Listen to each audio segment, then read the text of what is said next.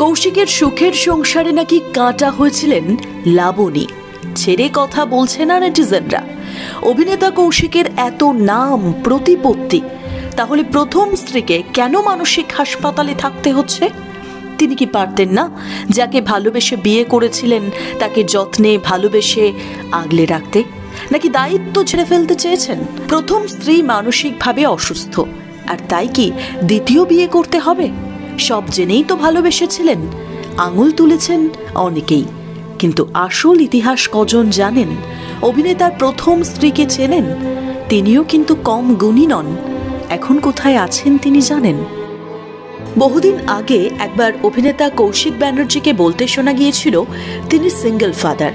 যখন বৈবাহিক জীবন বিধ্বস্ত, প্রথম স্ত্রীর সঙ্গে ছিলেন না, টালমাটাল পরিস্থিতি, তখন তার লাবণীর সাথে আলাপ, তারপর বন্ধুত্ব থেকে প্রেম এবং বিয়ে। কৌশিকের প্রথম পক্ষের সন্তানকে লাবণী নিজের করে নিয়েছেন। আর প্রথম স্ত্রী কোথায় আছে? মানসিক রোগী আবাসনে। কার দোষে এত বড় শাস্তি পাচ্ছেন তিনি? গায়ক শ্যামল মিত্রের মেয়ে মনুবীণা মিত্র। দীর্ঘদিন তিনি লোকচক্ষুর আড়ালে। ভালোবেসেই বিয়ে হয়েছিল কৌশিক ব্যানার্জির সাথে। সম্প্রতি এক সাক্ষাৎকারে অভিনেতা জানালেন, যদি তিনি না থাকেন তারপরেও প্রথম স্ত্রীর চিকিৎসার অভাব হবে না, তেমনই ব্যবস্থা করে যাবেন। এও দাবি করেছেন গায়কের পরিবারে মানসিক রোগের ইতিহাস রয়েছে।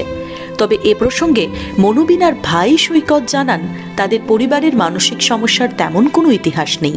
তবে হ্যাঁ, দাদার মধ্যে কিছু সমস্যা দেখা দিয়েছিল, কিন্তু সব জেনে কৌশিক দা দিদিকে বিয়ে করেছিলেন। এও বলেন, নিশ্চয়ই এমন কিছু ঘটেছিল যার ছাপ পড়েছিল দিদির সংবেদনশীল মনে, তাই নিয়ে কাটাছেঁড়া করতে আর মন চায় না। এক্ষেত্রে আবার অনেকেই সন্দেহের দৃষ্টিতে দেখছেন কৌশিকের দিকে। বলছেন, প্রথম বৈবাহিক সম্পর্ক থাকা সত্ত্বেও তিনি পরকীয়ায় সম্পর্কে জড়িয়েছিলেন। স্ত্রী সেটা সহ্য করতে পারেননি। কারোর বক্তব্য, স্বামী যদি অন্য মহিলার প্রেমে পড়েন তাহলে স্ত্রীর এমনই হাল হওয়াটাই স্বাভাবিক। আবার কেউ বা বলছেন, কৌশিক সিনেমা জগতে যেমন ভিলেন, বাস্তবেও তেমনি ভিলেন। আবার কেউ বা বললেন, টাকাটাই তো সব নয়, একটু যত্ন নিয়ে ভালোবেসে আগলে তো রাখতে পারতেন। যদিও কৌশিক বাবুর দাবি, নিজের ছেলের জীবন বাঁচাতেই তিনি সম্পর্ক থেকে বের হতে বাধ্য হয়েছেন।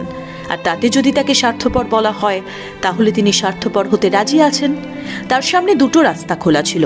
এক, ছেলেকে বাঁচাতে হবে। দুই, প্রথম স্ত্রীর সাথে থেকে ছেলেকে রিস্কে ফেলতে হবে। তিনি ছেলেকে বাঁচানোর সিদ্ধান্ত নিয়েছিলেন। দ্বিতীয় বিয়ে করেছিলেন। তিনি সেপারেট হতে চাননি, কিন্তু বাধ্য হয়েছিলেন। প্রথম স্ত্রী মনুবীণার এখন সমস্ত চিকিৎসার দায় পালন করছেন কৌশিক, কারণ তিনি একাই সেই দায়িত্ব বহন করতে চেয়েছিলেন। কৌশিকই ঠিক করেছিলেন মনুবীণাকে মানসিক রোগীদের আবাসনে রাখা দরকার। একা কোনো মতেই ছাড়া যাবে না। শোনা যাচ্ছে তিনি এখন ভালো আছেন, নিয়মিত চিকিৎসা চলছে। প্রশ্ন এখানেই, তাকে কেন একটু ভালোবেসে আগলে রাখা গেল না? ভালোবাসায় তো সবকিছু সুন্দর হয়, তাই নয় কি?